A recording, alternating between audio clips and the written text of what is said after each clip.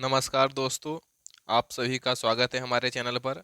हम RRB, NTPC और group D वगैरह में पूछे गए सभी प्रीवियस ईयर क्वेश्चंस को देखने वाले हैं, जो एग्ज़ाम की दृष्टि से बहुत ही इम्पोर्टेंट होने वाला है। तो वीडियो को स्किप ना करें और लास्ट तक ज़रूर देखें। चलिए क्वेश्चन को शुरू करते हैं। पहला क्वेश्चन है हमारा, आद्य इतिहास डैश और इतिहास के बीच की अवधि है जिसके लिए हमारे पास बहुत कम लिखित रिकॉर्ड हैं। तो ये हमारा सही आंसर होगा प्राग ऐतिहासिक काल। प्राग ऐतिहासिक काल का हमारे पास बहुत ही कम रिकॉर्ड है, उसका प्रूफ हमारे पास बहुत कम अवेलेबल है। चलिए दूसरे क्वेश्चन की ओर बढ़ते हैं। दूसरा नंबर क्वेश्चन है, पाषाण युग की भीमबेटका गुफाओं में पाई गई चित्रकारी में सबसे सामान्य प्रसंग क्या है? तो सबसे सामान्य प्रसंग क्या है? तो ये जो है हमारा शिकार के दृश्य, स्त्री एवं पुरुष, आग जलना, ये जो है क्या है, सामान्य प्रसंग है। तो ऑप्शन बी हमारा बिल्कुल सही होगा। चलिए अगले क्वेश्चन नंबर 3 की ओर बढ़ते हैं। भीमबेटका क्षेत्र में भीमबेटका क्षेत्र में प्राप्त प्रमुख ऐतिहासिक स्रोत क्या है? तो भीमबेटका क्षेत्र में प्राप्त प्रमुख ऐतिहासिक स्रोत चट्टान के आश्रय एवं चित्रकारियां हैं। क्वेश्चन नंबर 4 की ओर बढ़ते हैं। एडकल भीमबेटका और लखुड़ियार की गुफाओं में से कौन कलात्मक क्रियाकलाप समान है? तो ये जो हमारा पाषाण युग के शैल चित्र का सबूत है।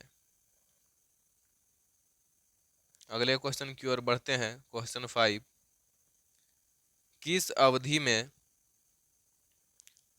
अवधि में पत्थर कला ज्यामिति रूपरेखा जैसे त्रिकोण, वृत्त, समचतुर्भुज, सूर्य और फूल से संबंधित हैं? तो ऑप्शन डी महापाषाण काल की समाप्ति और लौह युग की शुरुआत जो है हमारा करेक्ट आंसर होगा। अगले क्वेश्चन की ओर बढ़ें। एपीग्राफी का क्या अभिप्राय है? तो एपीग्राफी का अभिप्राय है शिलालेखों का अध्ययन। ऑप्शन ए बिल्कुल सही होगा। अगला क्वेश्चन है क्वेश्चन नंबर 7, भीमबेटका के शैल आश्रय निम्नलिखित में से किसके लिए प्रसिद्ध हैं? तो भारतीय उपमहाद्वीप पर मानव जीवन के प्राचीनतम चिन्हों के लिए प्रसिद्ध है। ऑप्शन बी करेक्ट हो जाएगा। अगला क्वेश्चन नंबर 8 देखते हैं। निम्नलिखित में से कौन सा मानव गतिविधियों एवं सभ्यता के प्राग ऐतिहासिक काल का सही कालानुक्रम है? तो पूरा पाषाण काल, मध्य पाषाण काल और फिर आता है नवपाषाण काल। यही हमारा ऑप्शन ए बिल्कुल करेक्ट आंसर होगा। इसको थोड़ा सा हम और पतला कर लेते हैं।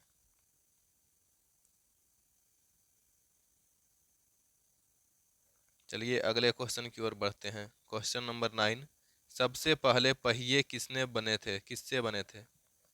सबसे पहले पहिए जो है लकड़ी से बने थे। ऑप्शन सी बिल्कुल सही हो जाएगा। क्वेश्चन नंबर 10 है हमारे पास, सिंधु घाटी सभ्यता की सबसे महत्वपूर्ण विशेषता क्या थी?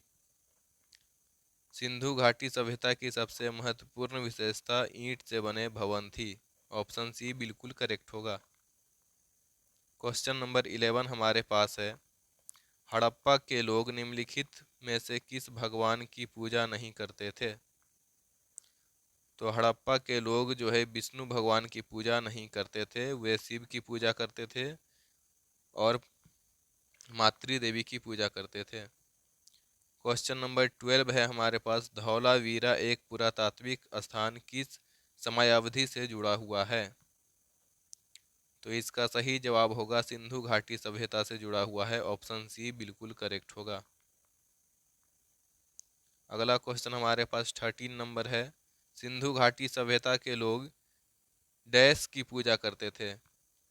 सिंधु घाटी सभ्यता के लोग पशुपति शिव की पूजा करते थे। क्वेश्चन नंबर 14 हमारे पास है, भारत में अंग्रेजों द्वारा निर्मित पहला किला कौन सा था? तो फोर्ट सेंट जॉर्ज का किला जो है ऑप्शन डी हमारा बिल्कुल करेक्ट हो जाएगा। क्वेश्चन नंबर 15 हमारे पास है, डैश का विकास 300 बीसी से मालवा के दक्षिण की ओर एवं उत्तर की ओर गंगा घाटी के पूरे तलहटी क्षेत्र में हुआ। तो इसका सही जवाब है ऑप्शन सी, सिंधु घाटी सभ्यता का विकास जो है यहाँ तक हुआ।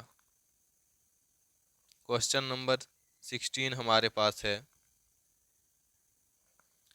डैश का नाम ग्रीक भाषा से आया है जिसका अर्थ सिंधु नदी के पार का क्षेत्र है। तो भारत जो है, भारत नाम जो है ग्रीक भाषा से आया है जिसका अर्थ सिंधु नदी के पार का क्षेत्र होता है। ऑप्शन सी बिल्कुल सही जवाब होगा। क्वेश्चन नंबर 17 हमारे पास है, निम्नलिखित में से कौन सा सिंधु घाटी की सभ्यता का महत्वपूर्ण स्थान नहीं है। इसका सही जवाब होगा आजमगढ़ जो है सिंधु घाटी सभ्यता का महत्वपूर्ण स्थान नहीं है। अगला क्वेश्चन हमारे पास क्वेश्चन नंबर 18 है, सिंधु घाटी सभ्यता डैश वर्ष पुरानी है और दक्षिण में गंगा घाटी के निचले क्षेत्रों व उत्तर में मालवा तक फैली हुई थी। तो सिंधु घाटी सभ्यता जो है 3000 ईसा पूर्व की है। ऑप्शन डी हमारा बिल्कुल सही जवाब होगा। अगले क्वेश्चन नंबर 19 देखते हैं, मोहनजोदड़ो नाम का अर्थ डैश में मुर्दों का टीला है। मोहनजोदड़ो का नाम किस भाषा में मुर्दों का टीला है। तो इसका सही जवाब होगा ऑप्शन डी, सिंधी भाषा में मोहनजोदड़ो का अर्थ जो है मुर्दों का टीला होता है। क्वेश्चन नंबर 20 देखते हैं, भारत का इतिहास सिंधु घाटी सभ्यता के जन्म से शुरू होता है जो लगभग डैश अस्तित्व में आई थी। तो इसका सही जवाब होगा ऑप्शन बी, 2500 ईसा पूर्व अस्तित्व में आया था भारत का सिंधु घाटी सभ्यता का जन्म। क्वेश्चन नंबर 21 देखते हैं, कांस्य युग के महत्वपूर्ण विकास में निम्न में से कौन शामिल है। तो कांस्य युग के विकास में कौन शामिल है। तो ऑप्शन सी, शहर विकास जो है हमारा बिल्कुल सही हो जाएगा।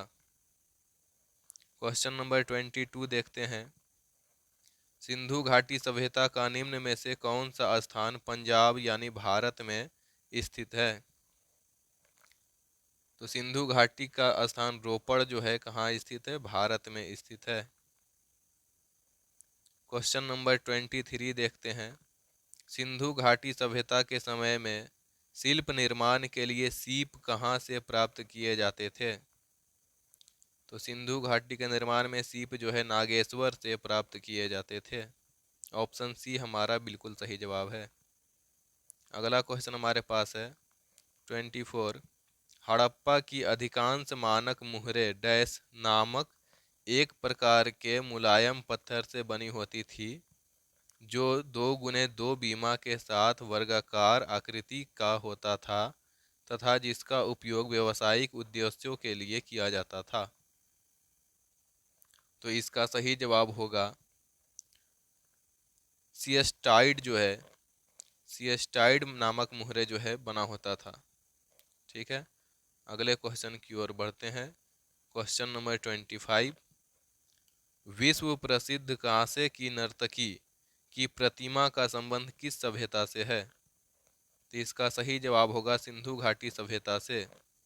यहाँ पर क्या है, यहाँ पर नर्तकी यानी नचनिया का प्रतिमा है। क्वेश्चन नंबर 26, नर्तकी की कांस्य प्रतिमा कहाँ से पाई गई। इसका आंसर आपको कमेंट में छाप देना है, कमेंट में छाप देना है। इसका आंसर आपको कमेंट बॉक्स में छाप देना है। हम यहाँ पर सेशन को एंड करते हैं।